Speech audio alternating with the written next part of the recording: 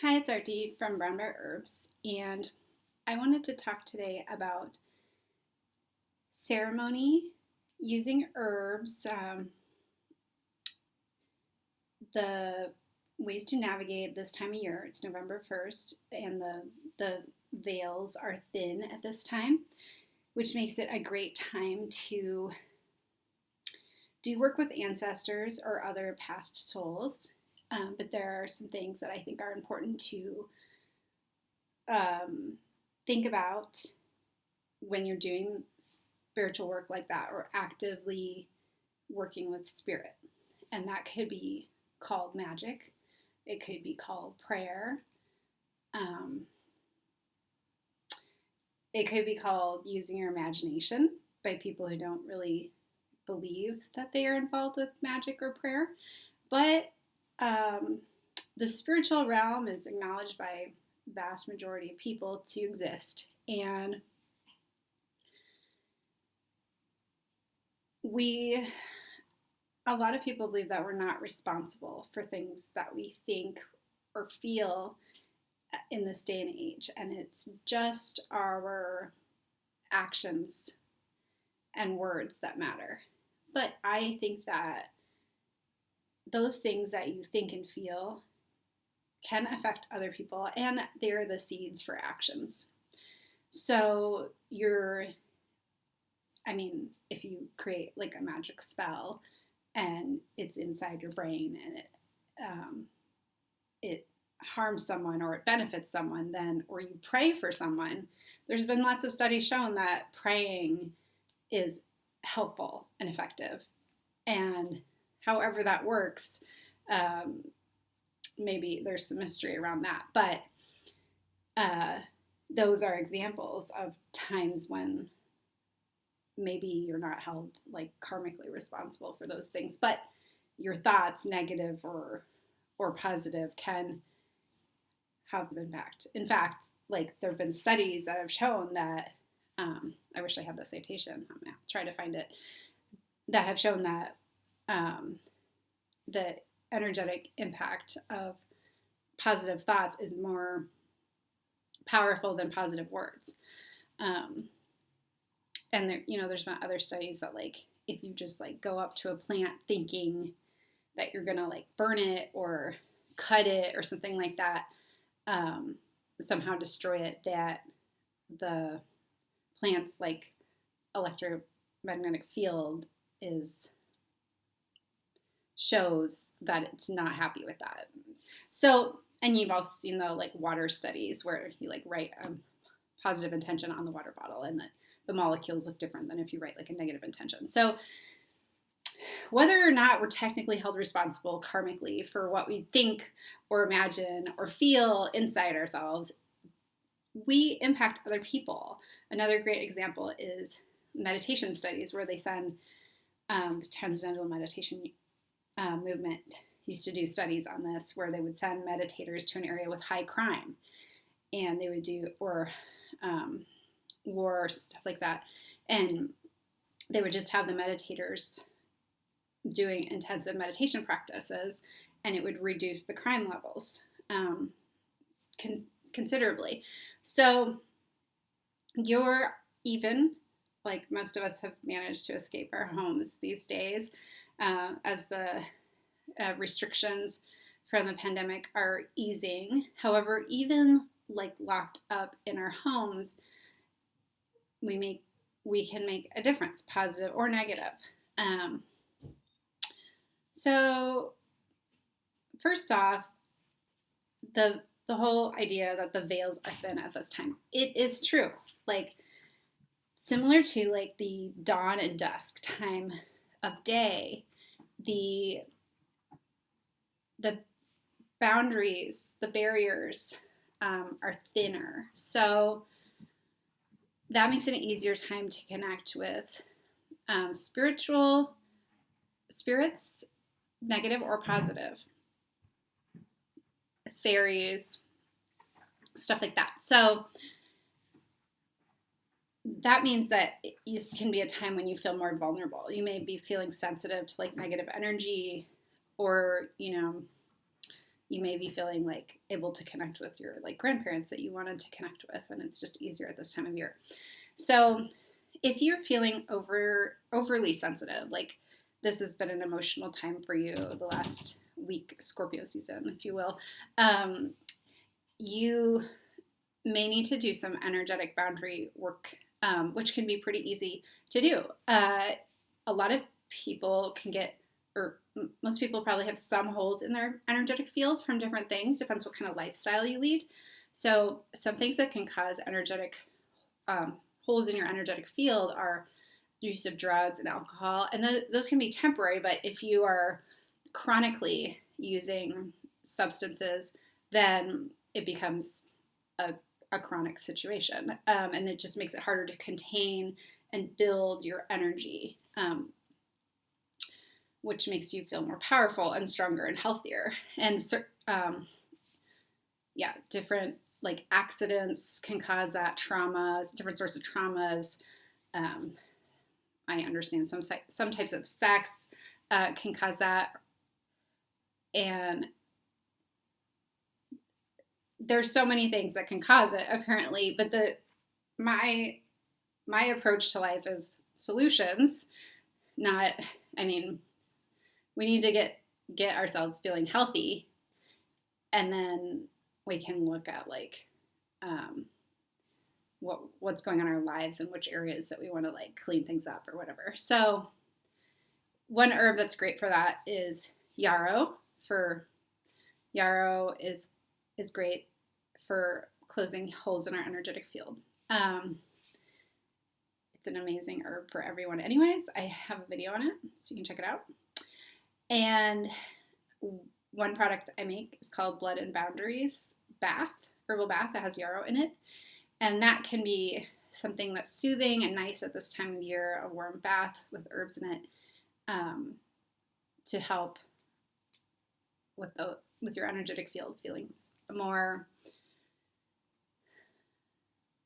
not like solid, but just like normal, like how it should normally feel for you, which is you're feeling things from other people. You're still sensitive to other people, but you're not feeling overwhelmed. Like maybe if you see someone and they're having a big emotion, it feels more like a lap of a small wave against your shore, versus like if you had holes in your field that were significant, like you just had a motor vehicle accident or something like that, then it might feel more like a wave crashing into you and you take on a lot of their emotions. So yarrow is good for that. And you don't need a lot of yarrow. If you drink it as a tea, which you could also take the tea, like you could reserve some of the bath tea, the bath tea, and you could reserve like a quarter cup or half cup of it and take that as tea for like a week or so. And that would be a really good energetic reset. And you only need like a teaspoon. That's why it has that great name, of herbs per cup of tea. So I have seen yarrow work wonders both on energetic field and other problems. Personally, diverticulitis, and other people, blood clots. Really amazing, even within a few doses. It's been used throughout time on battlefields for cuts to the artery. It's good for both deep cuts and bruises or clots. And if you're ever having a procedure, elective, or something happens and you have to have a surgery, or you have a significant injury, bruise, I recommend either externally, like the bath, or placing tincture drops onto your injury area, or taking it internally if you feel comfortable with that. Yarrow for a couple doses prophylactically, because people die from blood clots. And if you have a significant bruise, that means that because there's been bleeding internally, basically a bruise is internal bleeding that hasn't broken through the skin, or it's around an area that's broken through the skin, you're at risk for a clot being in your circulatory system, in your veins, and that can travel anywhere in your body. And if it travels to your head, you can have a stroke and have cognitive brain deficits. Or if it travels to your lungs, you can not be able to breathe into that, not to get oxygen, and you could die from that. And I've known of some really cool people who've died that way. So it's pretty easy way to do some kind of preventative first aid, I would say. So, and it's easy to find Yarrow. Also, that is a good one after you've had, if you have radiation or laser treatments of any kind, right after the radiation or laser, some Yarrow, because it helps with like that deep, intense heat. So I can tell this is going to be a long video. I haven't been able to do a video for a long time. I haven't had that much time. So that's Blood and Boundaries and Yarrow. And then if you are in situations where people just have really intense energy, you know it, there's no denying it. Every time you run into this client or this family member, you have a strong emotional reaction, and it is just really hard for you to deal with it. And maybe it even affects other people in your life later that day or throughout that week because you're so upset. There's just people that are like that for us because we might not know them that well. Maybe they're very intense, or maybe we have strong memories of hurts from them. In that case, prior to seeing those people, I would recommend taking Devil's Club. We sell the tincture in the shop. I make it, and that provides a really strong energetic shield. It feels like you're like in like a cone of steel. So you're just not very affected by those people. I mean, it's not going to affect your,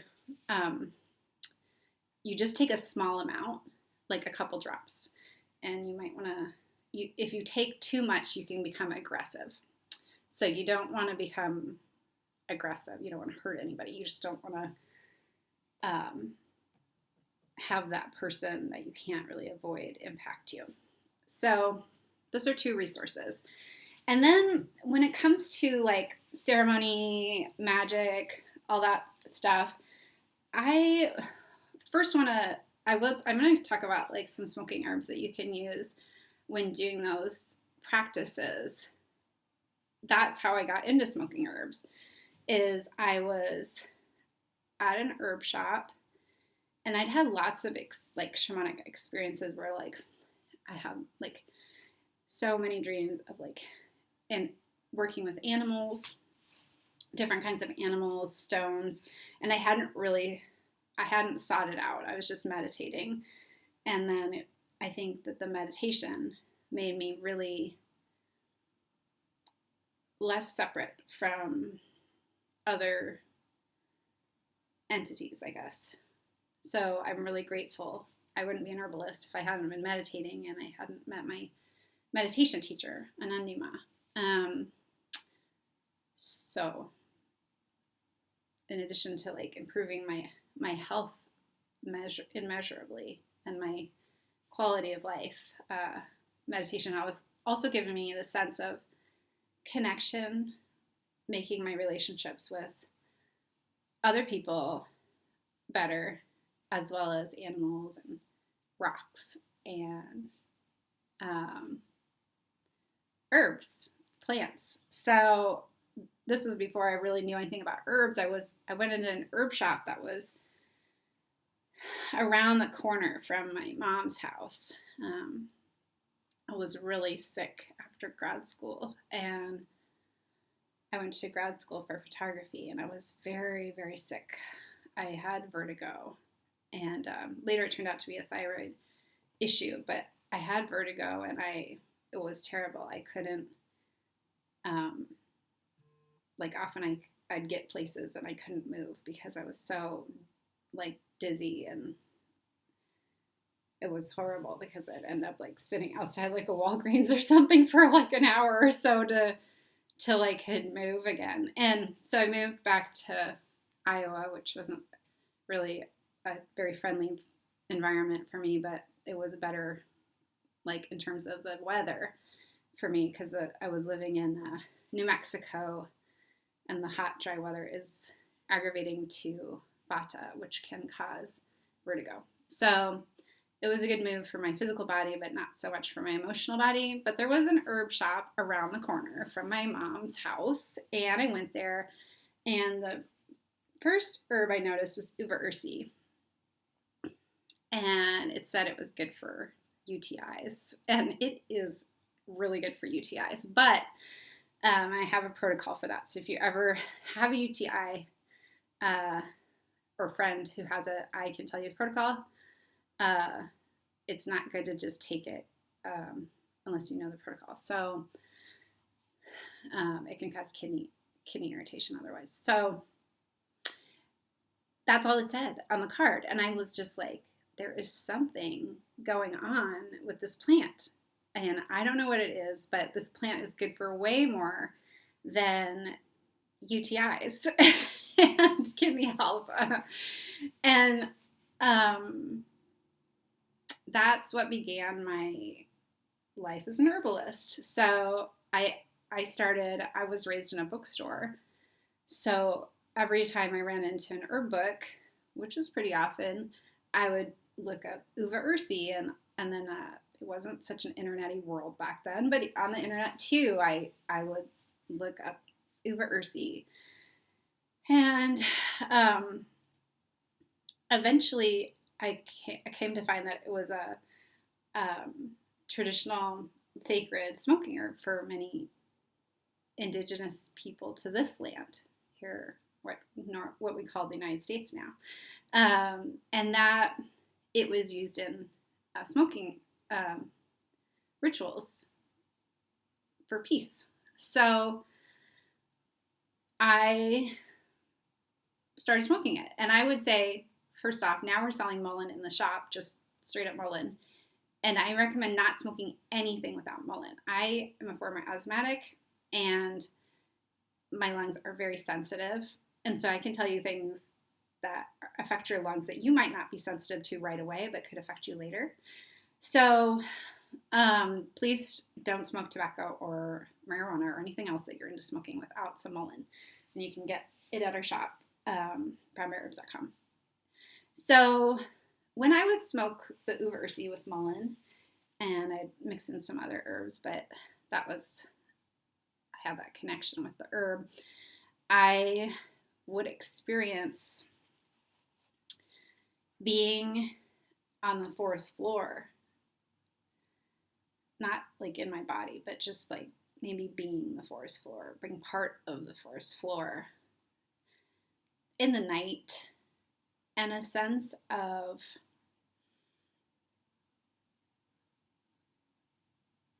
just that it's kind of a little bit like mugwort, but not spacey like mugwort at all, but just a sense of connection to nature. And it felt very third eye activating. Uva ursi is a ground cover, and so I feel like it is kind of amazing because it hugs the ground, and it's evergreen. So it has qualities of like being like a year-round presence. Like it's not dying back, it's steady, it's grounded. It activates the third eye, so it keeps you grounded and helps you with your third eye focus and drawing the energy. There are a lot of different plants that bring energy to different areas of the body, like raspberry leaf brings it to your female reproductive organs, like your uterus, be an example, or mullein to your lungs. So it's just another plant that does that. And then it is really good for the entire kidney elimination, bladder elimination pathway. So, and that's a deep part of ourselves, the kidneys. Can be a lot of like sorrow in there. So it's a beautiful plant. And also when I would smoke it, I would just smoke like a leaf or two. And it's good to toast the leaves too, like lightly stir fry them, like in a pan, no oil or anything, just like lightly fry them in a pan until like a vapor comes off. and that helps with them doing better in your body. Because they're good for the kidneys, but too much is not good for the kidneys. So, got to be right in there, the good spot.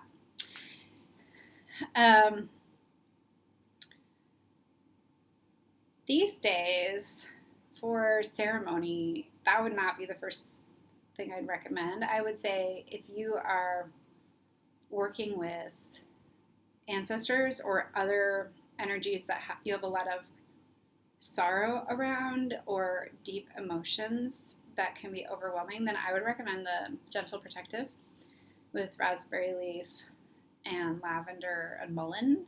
Those three are all like kind of evening out and soothing and protective energies.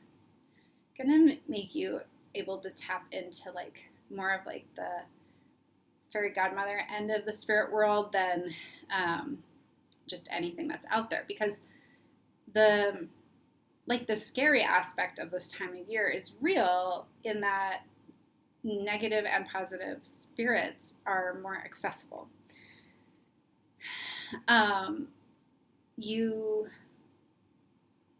One thing that I have found through dream work, which was my big passion before I worked with for years and years and years before herbs, is that the ghosts are very conflicted, so they are not very in touch with oneness energy, which is peaceful.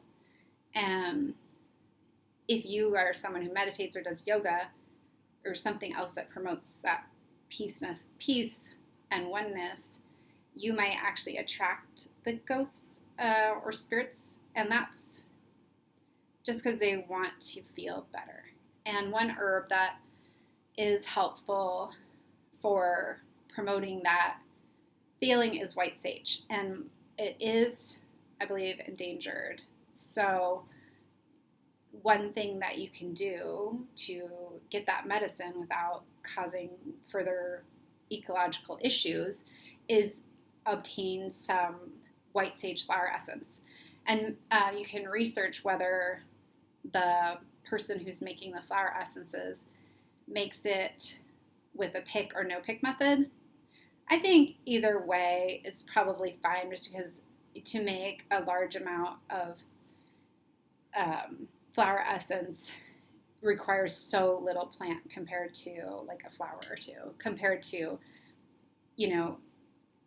drying a whole bunch of the plant to sell for people to burn big smudge sticks with. And the flower essences are very effective. So even if you're having interactions with spirits or ghosts that you feel like are not positive, then that would be my first.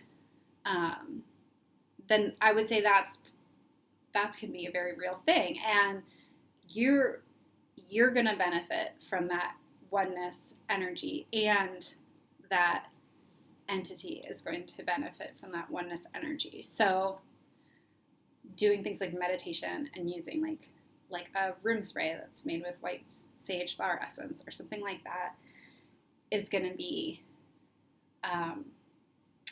pacifying.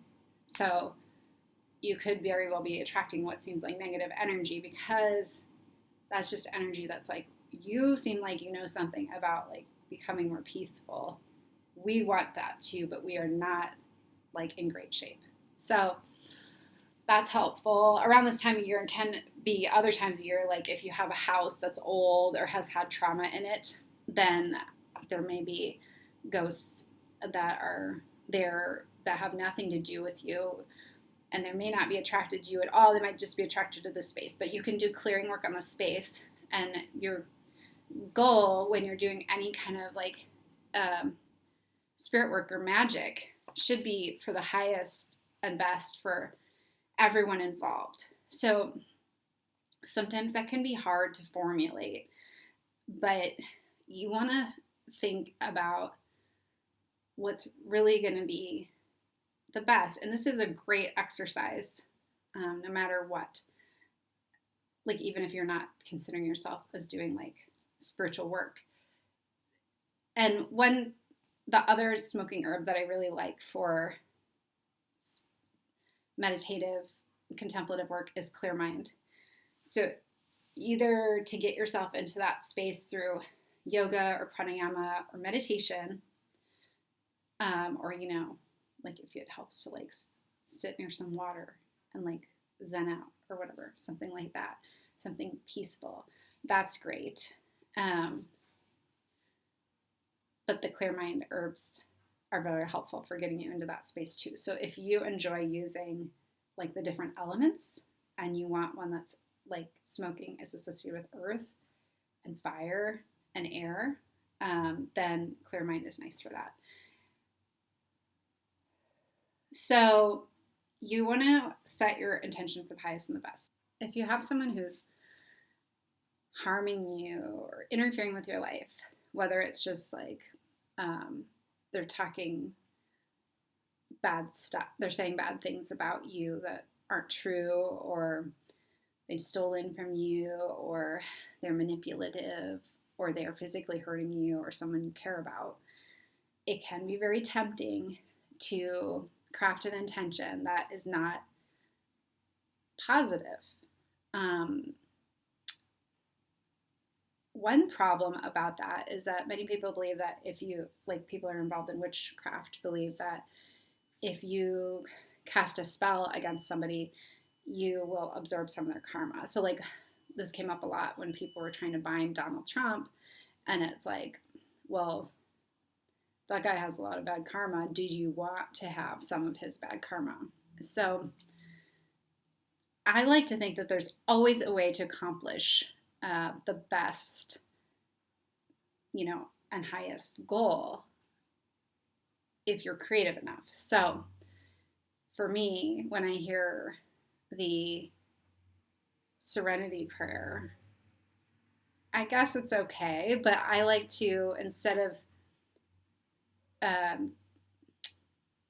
it's grant me the serenity to accept the things I cannot change. I'm a little bit more of a fighter than that. So I would, if it were me saying that, I would ask for the strength and ingenuity to change the things I cannot accept. And that would be like everything I can't accept. I mean, I feel like most things can change. When people ask me, is there an herb that'll help me with this? I'm like, well, if you haven't gotten an amputation yet, like we can probably work with it. Or like you haven't gotten the organ removed yet, it can probably be resolved. So in a gentler way that brings you back to a real state of health. So I feel that way about things outside of the physical body too, like problems in society. So though you may be tempted to wish that this person incurs harm, or that you never see them again, if you are able to like deeply, and this could be with somebody who's alive right now or with an ancestor, like if there's someone in your lineage who caused a lot of harm, it's going to be do more good to positively work with that person's energy and that energy in the lineage. So you may instead think of this person as sick, like maybe or immature, like to put it mildly. Like if this person is really hurting a lot of people, they can be like psychologically scarred or immature. And it may seem like impossible to believe that a person could change. Some people believe once you're like 2, your personality is fully formed and that's it for life. And I mean, I'm sure there's arguments on both sides, but I totally believe in that growth is possible at any age at all. I've seen multiple people in my family have deep changes in their perception of reality, meaning like how they're emotionally interacting with things and how much they're trying to control other people's lives because of their dogmatic views. advanced age, like 70s and 80s. And it was painful for everyone around them for decades, their previous views. And then they were, for whatever reason, because of a dream or because of a health problem or any number of things, they changed in their late years. So that's something to think about in our modern era of 6-second attention span, which if you watch this far, you don't have a 6-second attention span, but you may still have like, oh crap, this has been going on for a couple months and I don't want to deal with it anymore, or this has been going on for years and I don't want to deal with it. So unconditional love, which I think about a lot, I feel like has a lot to do with how can you sit with a painful or uncomfortable situation or person and set adequate boundaries with that person so that you aren't harmed, but they know that you can continue your relationship and that you're supportive. And I talk to my daughter about this a lot, and I say, we can approach everyone with love, but there are some people where we don't ever want to be in the same room with them or in the same, area as them because it's not safe for us. But if we can stay in like a loving space where we're thinking like, I love you and I wish you become well for everyone's benefit, including your own, then we're going to be feeling better inside too, because you have to live with your anger. So if you are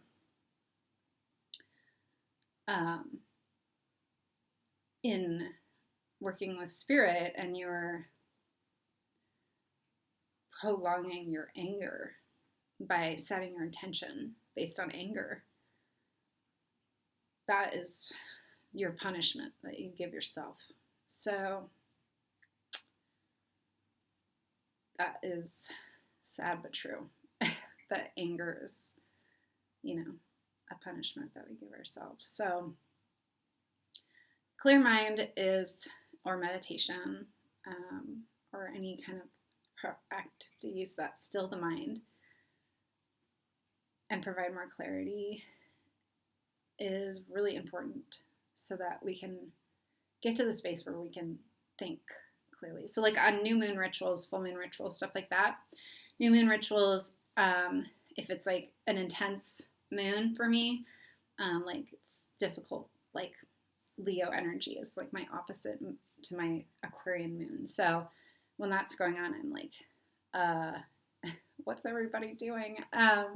It doesn't make sense to me, and other people it's a different sign. It's just whatever's normal for us. So in that situation, I think on a new moon where there's energy that's difficult for me, I might smoke a little gentle protective and set up like a space for myself, light a candle, and look at what I'm trying to focus on.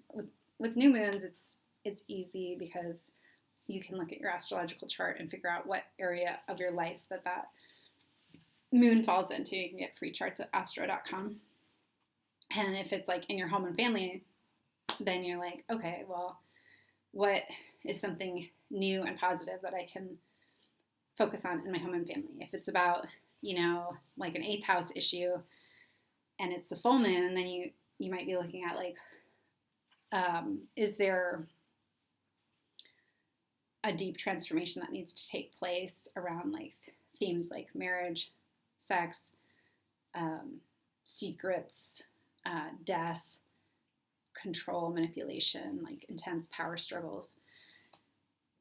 Is there something that I can work on releasing in those areas? Or sometimes a full moon is a time to celebrate, like something really good, powerful happened in your family and you were able to come together more. Or in your career, wherever it's happening.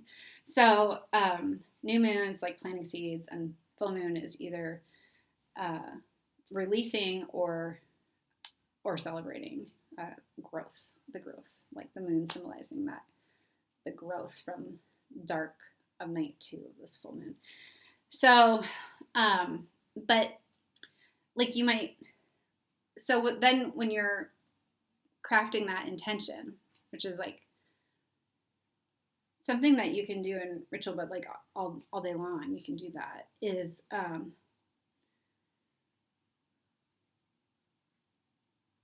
you might think like sometimes, like if somebody like say has cancer or something like that, you might be thinking, oh God, like how I wish I could have like take that on for them, because I don't want to see my loved one suffer. That's not great. That's not a great intention, I gotta say, because like what if that actually happened? Then you're sick too. So like, it could be like, I want to provide the most support that I can provide for this person in the way that makes them feel good. If they have to endure this for some reason, if there's nothing else that can be done, or I'd like for them to heal as well as possible, and for this to go like as smoothly for them and their family as possible, or I'd like for there to be no more of cancer, or whatever it is, like something that's like, I don't know. Some people feel like you should go for things that are easily attainable, but I feel like, why not pray for or work for the strength and the creativity to change anything? The world is not going to get any better if we're all sitting around thinking that nothing can change. And there's a lot of ways. You don't have to do it through prayer. You can develop the strength to deal with more and more and more, a lot of different ways. You can make your body stronger. You can do mental exercises. You can study, and you can do like word games or whatever. You can make yourself more emotionally resistant. You can just be like, I need to be able to face the fact that bad things happen in this world in order to help people. Guerrilla Puffs is a great smoke for that. If you're like, I want to do some work on the streets, and like I'm seeing people like who are at their worst and they are falling apart, and they're telling me their life story, and it is painful, or my friend's been hurt by somebody, and it's bringing up hard memories for me, but I want to be able to support them. Like Guerrilla Puffs is helpful for like when you just want to check out, kind of, because it's too emotional. Guerrilla Puffs herbs are helpful for keeping you able to release that overwhelming sense of pain, and often it's like mass hysteria that comes with like all the news and everything of something on a larger scale. But there's like emotional things you can do. Like there's other things you can do to help learn how to release emotion faster too, or to process emotion faster. You can meditate, all the self-care practices, acupuncture, movement therapy or dancing, like really tuning into yourself and being like, what if my choice is to see that this exists in the world? How do I make it so that I can do that and I can let it go? The Kirtan Kriya, I have a video for that, is a good yoga exercise. There's a lot of different yoga exercises. I especially like Kundalini yoga, but it's good to have a teacher for that because it can sometimes bring up intense Kundalini energy. But there are an infinite number of ways to be able to do the work that we came here to do. And like I said earlier, drugs and alcohol, they can create holes in your field so that you are just like, you're creating like a Band-Aid solution off into a problem by just drinking or smoking weed or something like that. And in the process, you're just like leaking out your energy. And a lot of people use drugs to have spiritual experiences. And that is also really compromises your health on a subtle level, which is that level you're trying to work at, right? If you're trying to have spiritual experiences, then what you're doing, your spiritual body is hurting it in order to have these spiritual experiences. So it's not ideal. And there are other ways to have those spiritual experiences like yoga and meditation and getting centered. It is possible to do. I hear, like, I swear, almost everybody talking about ADHD, and it is possible to heal your attention. It is possible to slow down. It is possible to do almost anything you set your mind to. Good luck regrowing that limb, but if you do, I want to hear about it. Please restore my faith that anything is possible. But yeah, the drugs as an avenue to spirituality it's not just harmful for your energetic body. Drugs also can cause you to make irresponsible decisions. So,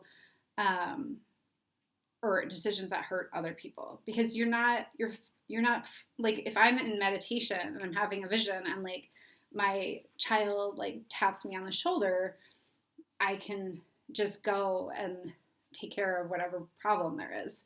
If you're using drugs to have a spiritual vision or experience and you still have responsibilities around you, then you are checked out. You're not present, and you can cause problems for the people around you in your life. It's pretty popular to do like hallucinogens in Portland, Oregon. So therefore it's not very popular to talk negatively about them, but people do have bad trips, and that's why now they're recommending with like using mushrooms for therapeutically, that you're doing it in a controlled environment. And I think that that's smart, and it's not as fun as DIY maybe sounding, but like a lot of people who've been through AA and stuff like that, they say things like, I didn't have problems every time I was drinking, but whenever I had problems, I was drinking, stuff like that. So it's not like every time you use a hallucinogen to access spirituality, you're hurting someone or making a bad decision, but you're much more likely to do that if you're not fully present to be making those like clear-minded decisions about what is the best intention. So kind of heavy, deep thoughts there that I've been having lately. But I think that it's really important to take spirituality seriously and magic seriously. Clear mind and meditation for focusing, and for moving through emotions in terms of smokes, gentle, protective, and Guerrilla Puffs. But also just like tuning into yourself and learning what helps you work through problematic or difficult emotions and experiences in a quicker way, so that you can be your best self to yourself and to the people that you love, and not just be reacting or lashing out. Anyway, it's a dark time of the year, but I hope that you can use spirituality to bring in the most positive, and you can always set that as your intention when you start to do work, whether it's a tarot reading or a spell or a prayer, is to say, like, I want only the highest and best energies to come and communicate with me, those that want to help me be my best self and help my family and whatever it is. And anything else is not permitted in this space or is not allowed to give me information. And that can help filter out a lot too. Good luck. You can find our products at brownbearherbs.com. If you like this video, please like, subscribe, and hit the bell for notifications. I love to hear your comments, so please leave those too.